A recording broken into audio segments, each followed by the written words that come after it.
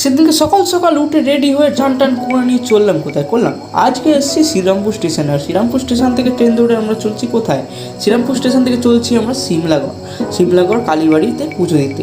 আর এই যে পৌঁছে গেছি আমরা সিমলাগড় কালীবাড়িতে, তারপর সেখান থেকে নেমে টোটো করে চললাম সিমলাগড় কালীবাড়ির উদ্দেশ্যে। আর এই আমরা পৌঁছে গেলাম সিমলাগড় কালীবাড়িতে।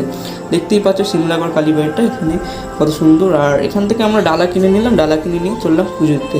কিন্তু পুজোতে বেশ লাইন ছিল, তো চলো ততক্ষণ তোমাদেরকে দেখাই আশেপাশে কী আছে।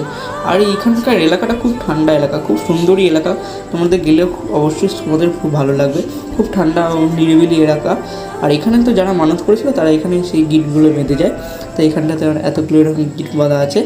তার পাশে ছিল একটা শিব মন্দির, আমি শিব মন্দিরটাতে প্রণাম করে নিলাম। আর তারপরে আমরা পুজো দিতে চলে গেলাম। আমাদের পুজো দেওয়া হয়ে গেল, এবার চলো বাড়ির দিকে রওনা দিতে হবে। তো চলো আমরা মুড়ি খেতে খেতে বাড়ির দিকে রওনা দিই। আর তোমরা তো তোমার চ্যানেলটিকে সাবস্ক্রাইব করে পাশে থাকো। টাটা, দেখা হচ্ছে আবার নতুন ভিডিও।